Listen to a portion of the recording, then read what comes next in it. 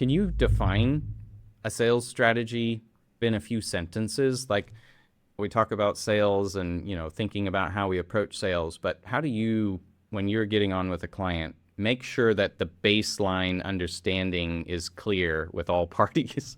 Yeah, so the sales strategy is the blueprint on how to sell the product and who to sell it to. That is a very surface level answer to what a sales strategy is, but it's enough for people to get their head around this. When we start working with a new company, that's the first thing we look at, the sales strategy. And within that, there's about 4 or 5 key pillars that we audit before we do any like outbound activity to grow the business. And they're the real fundamental stuff that a lot of companies don't spend time on. One, their ICP, meaning who's their ideal client persona. If you don't have that nailed at the start, then your outreach efforts are going to be wasted. That's why they're not Yeah. working.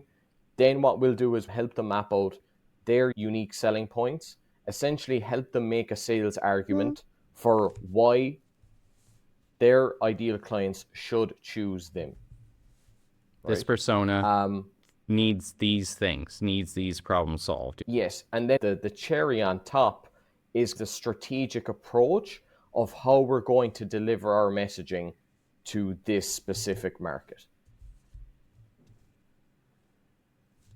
Right. On the flip side, with the marketing strategy, they're actually, in some ways, from the base level, fairly similar, right? There can be a lot of crossover, but of course, when people think marketing, they're thinking website, YouTube videos, messaging, etc. And that was what we were griping about the other day over lunch. You're looking at the messaging, you're looking at the funnels, you're looking at the same stuff that the marketing team is also looking at. Marketers and sales consultants do need to be integrated, but they're often focused on slightly different things. So a marketing strategy, typically, I try to get my clients no posting on Facebook or Instagram or LinkedIn every day. That in and of itself is not a marketing strategy. Just Yeah. doing a checkbox is not a marketing strategy. You really need to look at your constraints, what's working now, what is actually bringing in clients currently, your ideal persona, all these things, and then build, how are we going to reach them and how are we going to sell it as well, right?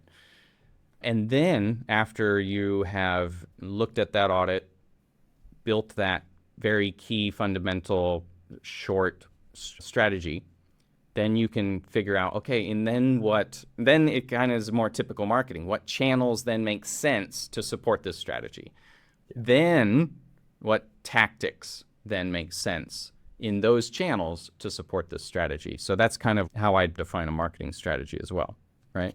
Yeah, maybe it's because I've been in sales for more than 10 years. It seems more simplified in my head, but from a marketing perspective, it sounds like there's a lot more variables for things to go wrong. In many ways, the marketing strategy is executing the sales strategy, not the other way around, right? Because you do marketing for sales. Yeah. You don't do sales for marketing. So in many ways, the sales strategy is a foundational part that marketers have to consider. A sales consultant doesn't necessarily need to look at which TikTok caption style pops the most. A marketer is typically digging into hooks for videos or script writing and many things like that. There are all these tiny variables that marketers enjoy going down and learning about, which can then take our attention away from that core strategy. What is this all about? What are we trying to do? Which ends up in awkward conversations with the client eventually. Yeah. This leads me to the question of, why is separating these two a recipe for missed opportunities? In my opinion, we just described so much overlap between a sales strategy and a marketing strategy, and yet you're approached by people who want a sales strategy. I'm approached by people who want a marketing strategy.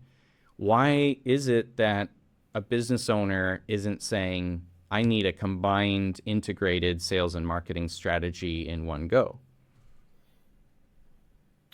I think the challenge there is, well, like I just speak, but I can only refer to a lot of the business owners I've spoken with.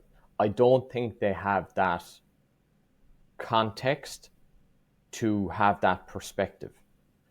Generally, it seems to be the case that if they work with someone like me or someone like you, it generally is because one or two reasons. One, revenue is down. They're like, we need to do something fast, or we're looking to grow. So let's invest in something that'll help us grow. And I think that's where, particularly online, it's challenging as well. You know, you're bombarded with advertisements. I'm bombarded with advertisements. It's like there's a lot of shiny objects out there that is basically pushing a message saying, this will help you get more money. This will help you get more revenue. And so from that perspective, it's challenging to figure out what is the best approach, because at the same time, a lot of these business owners are time poor. And Very time poor. a lot of them don't craft out the space to actually sit down, do proper reviews, do proper planning sessions. I know that to be true because most of my clients that I work with, I'll ask them, okay, can you show me your sales strategy? Can you show me your sales plan? And none of them have it. It doesn't exist. It doesn't exist. Yeah. And my perspective as well, a lot of the people that I work with, they are the salespeople. We have a client at the moment where it's in a traditional industry, it's a manufacturer of machinery, and, you know, the founder, the engineer, and his one salesperson who's also customer service full time. And we're like, how do you track your leads? We've been working with them for years, implementing marketing, promotional campaigns, Facebook ads, videos, and fixing their website. And where do you track your leads? This was years ago. We had this conversation. Outlook, right? You know, email, right? And then what about that lead that fell off 6 weeks ago? They weren't tracking that, or we should follow up with this person again. They never emailed back. So on to the next lead.